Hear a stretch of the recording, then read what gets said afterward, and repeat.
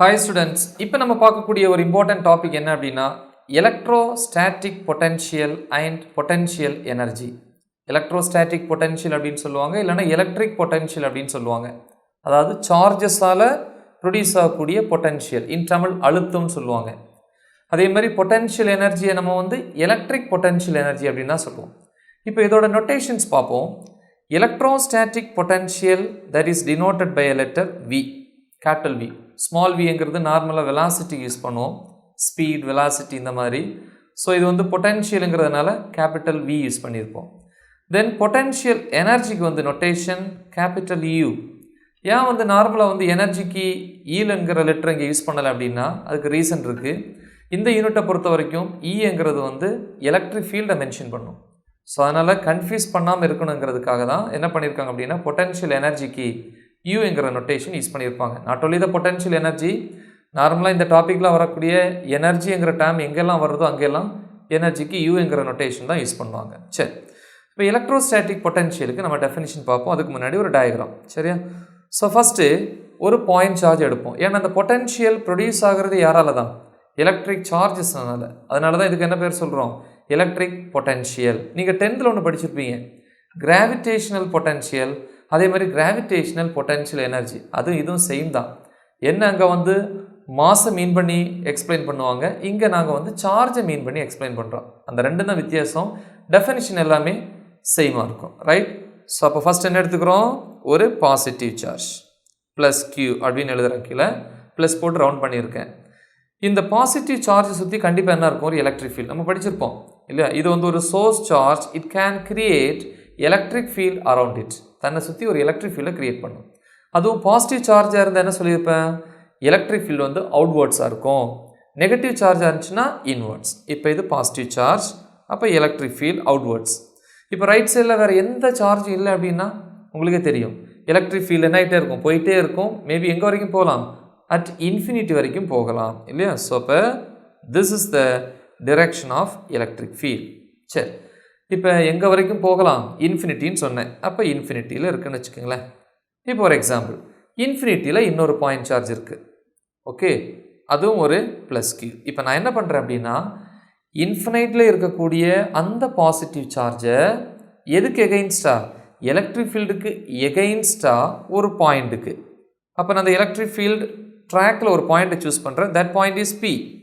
சில டாபிக்ஸில் சீன் கொடுத்துருப்பாங்க, ஏன்னா ஒவ்வொரு ஆதரும் ஒவ்வொரு டாபிக் எழுதியிருப்பாங்க. இவங்க என்ன பண்ணியிருப்பாங்க? ஒரு புக்கிலேருந்து எடுத்துங்க மெர்ஜ் பண்ணும்போது அந்த நொட்டேஷன்ஸ் வந்து டிஃப்ரெண்ட்டாக இருக்கும். ஸோ புரிஞ்சுக்கோங்க, பிங்கிற நொட்டேஷன், சிங்கிற நொட்டேஷன் எல்லாமே வந்து ஒரே பர்பஸுக்காக யூஸ் பண்ணக்கூடிய நொட்டேஷன்ஸ் தான். நீங்கள் எந்த நொட்டேஷன்ஸ் வேணாலும் யூஸ் பண்ணிக்கலாம். ஓகேம்மா, இப்போ என்ன பண்ணுற பாருங்க, இன்ஃபினைட் டிஸ்டன்ஸ்லேருந்து ப்ளஸ் கியூங்கிற ஒரு சார்ஜை எலக்ட்ரிக் ஃபீல்டுக்கு அகைன்ஸ்டாக எங்கே கொண்டு வரேன்? பிங்கிற பாயிண்ட்டு கொண்டு வர்றது சாதாரண விஷயமா? கண்டிப்பாக கிடையாது. ஏன்னா ரிப்பல்ஷன் இருக்கும். ஏன்னா ஸ்டார்டிங்கில் இருக்கிறது பாசிட்டிவ், நான் இன்ஃபினைட்லேருந்து கொண்டு வரக்கூடிய சார்ஜும் பாசிட்டிவ். அப்போ இந்த ரிப்பல்சிவ், இந்த எலக்ட்ரிக் ஃபீல்டுக்கு எகெயின்ஸ்டாக நான் இந்த சார்ஜை கொண்டு வரணும்னா நான் என்ன செய்யணும்? ஒரு எக்ஸ்டர்னல் ஃபோர்ஸ் மூலமாக ஒரு ஒர்க் பண்ணணும்.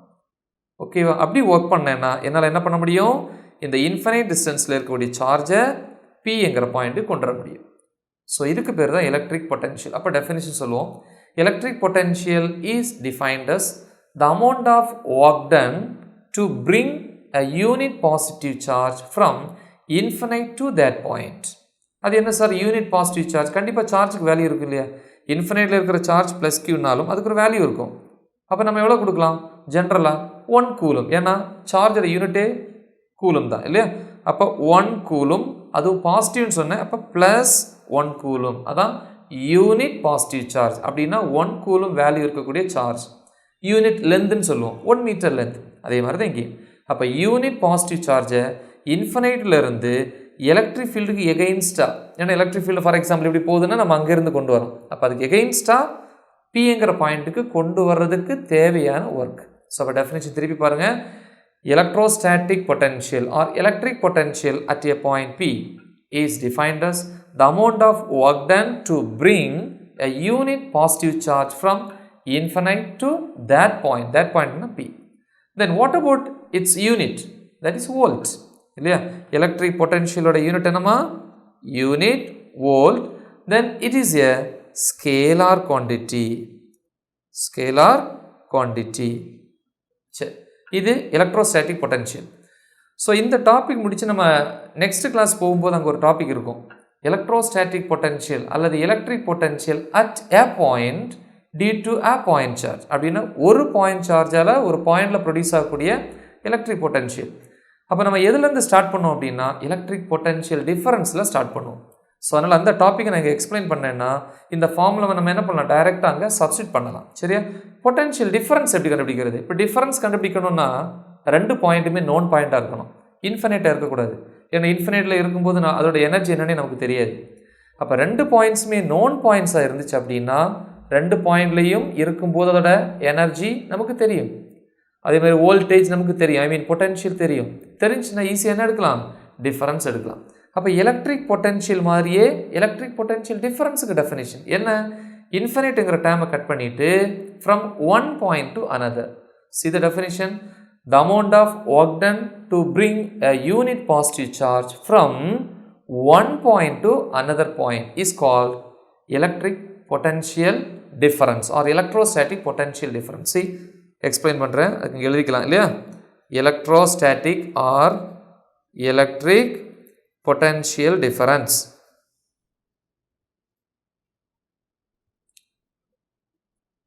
பாருங்க, அதே பாசிட்டிவ் சார்ஜ் தான், ப்ளஸ் கியூ எடுத்துட்டேன். ப்ளஸ் கியூனா எலக்ட்ரிக் ஃபீல்டு எப்படி இருக்குமா, அவுட்வர்ட்ஸ். சரியா? எலக்ட்ரிக் ஃபீல்டு போயிட்டுருக்கு. அது மேபி இன்ஃபினிட்டியில் இருக்கலாம், இருந்துட்டு போட்டோம் இல்லையா? ஓகே, இன்ஃபினிட்டியில் இருக்கட்டும். நம்ம இப்போ ஒர்க்கு வந்து அங்கேருந்து பண்ண போகிறதில்ல. இதில் நான் ரெண்டு பாயிண்ட்டை சூஸ் பண்ணுறப்பா. பிங்கிற பாயிண்ட்டுக்கு பதிலாக ரெண்டு பாயிண்ட், ஒன்று ஏ, இன்னொன்று பி. இப்போ பிங்கிற பாயிண்டில் தான் ஃபஸ்ட்டு இன்ஃபினைட்டில் வச்சுருந்த சார்ஜை நான் ப்ளேஸ் பண்ணுறேன். ப்ளஸ் கியூ, அதோட வேல்யூ என்னமா, ப்ளஸ் 1 கூலும். அப்போ பிங்கிற பாயிண்ட் நோன் பாயிண்ட், அது இன்ஃபினைட் கிடையாது. அப்போ பிங்கிற பாயிண்ட்லேருந்து ஏங்கிற பாயிண்ட்டுக்கு நான் என்ன பண்ண போகிறேன், இந்த சார்ஜை மூவ் பண்ணுறதுக்கு செய்யக்கூடிய ஒர்க்கு. கரெக்டாக? அப்போ இன்ஃபினைட்லேருந்து கியூக்கு கொண்டாடுறங்கிறது டோட்டல் ஒர்க்கு. இது ஒரு ஸ்மாலஸ்ட் டிஸ்டன்ஸ் தான் நான் என்ன பண்ணுறேன், சேஞ்ச் பண்ணுறேன். அப்போ இது வந்து சேஞ்ச் இன் ஒர்க்கு. உங்களுக்கு தெரியும் ஒர்க்குக்கு என்ன expression, work is equal to force into displacement. டிஸ்பிளேஸ்மெண்ட்டுக்கு ஆர்ங்கிற லெட்டர் யூஸ் பண்ணுவோம், எக்ஸுங்கிற லெட்டர் யூஸ் பண்ணுவோம். நீங்கள் எந்த லெட்டர் வேணாலும் யூஸ் பண்ணிக்கலாம். சரியா? வேணுங்க கூட எழுதிக்கலாம். ஃபஸ்ட்டு டயக்ராமில் ஃபஸ்ட்டு சார்ஜ்லேருந்து பிங்கிற பாயிண்ட் வரைக்குள்ள distance small R.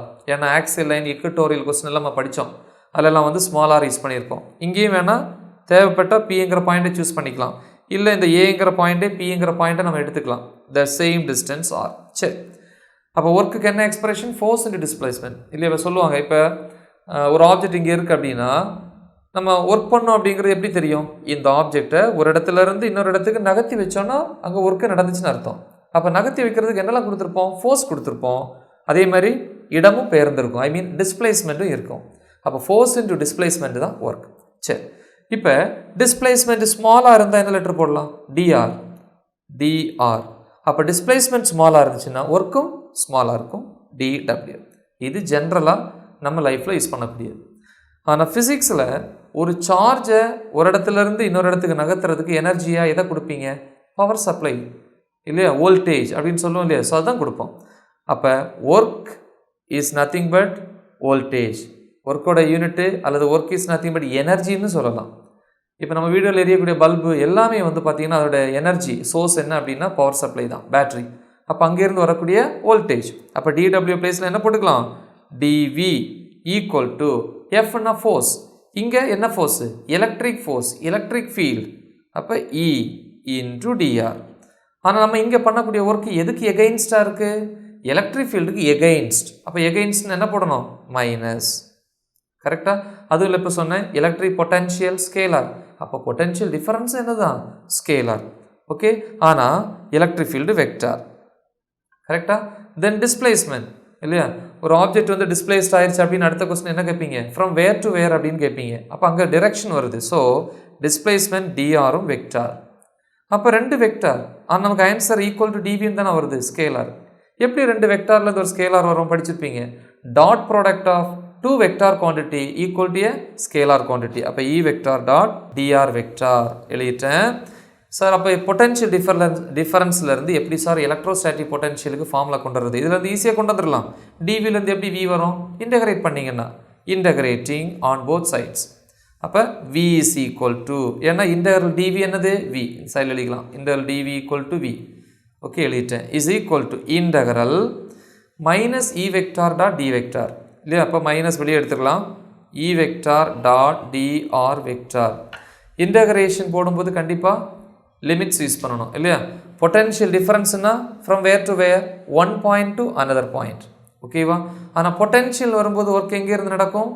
Infinite to that point. பாருங்கள் ஃபஸ்ட் டயக்ராம், இன்ஃபனைட்லேருந்து தேட் பாயிண்ட்ங்கிறது பிங்கிற பாயிண்ட் எவ்வளோ டிஸ்டன்ஸில் இருக்குது? ஆர் டிஸ்டன்ஸில்.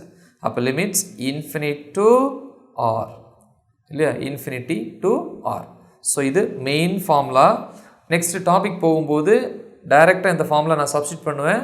ஸோ அப்போ நான் கேட்பேன். ஓகே, இந்த நெக்ஸ்ட் பொட்டன்ஷியல் எனர்ஜின்னு என்னென்னு பார்ப்போமே. Electrostatic or electric potential energy. இது சிம்பிள் எப்படின்னு பாருங்கள். ஒரு பாயிண்ட் எடுத்துக்கிறேன், இந்த பாயிண்டில் ஒரு சார்ஜ் இருக்குது, த சேம் ப்ளஸ் கியூ. இதோட electric field, this is the electric field. Okay, so இதில் ஒரு பாயிண்ட்டை சூஸ் பண்ணுறேன், அந்த பாயிண்ட்டை பீன்னு எடுத்துக்கலாம். Okay, distance small r like that. இந்த நெக்ஸ்ட்டு இந்த எலக்ட்ரிக் ஃபீல்டு போயிட்டே இருக்கும். மேபி அட் இன்ஃபினிட்டியாக இருக்கலாம், இல்லை ஏதாவது நோன் பாயிண்ட்டாக இருக்கலாம், வாட் எவர் மேபி, ரைட்? நான் இப்போ இன்ஃபினிட்டின்னு எடுத்துக்கிறேன் ஒரு எக்ஸாம்பிள். அங்கே இன்னொரு சார்ஜ் இருக்குப்பா, ப்ளஸ் கியூ. ஓகே, இந்த ரெண்டு சார்ஜையும் அசம்பிள் பண்ணுறதுக்கு நாம் செய்யக்கூடிய ஒர்க், ஸோ அதுதான் என்னது? Electrostatic potential energy. Okay, the work done or the amount of energy required to assemble the charges.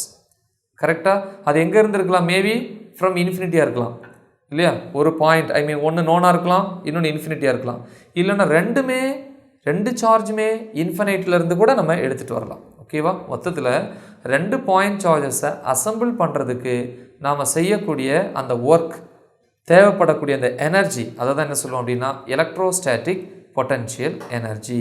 சரியா? ஸோ இதை பற்றி நம்ம டீட்டெயில்டாக அடுத்த டாபிக்ஸில் பார்ப்போம். Okay, thank you.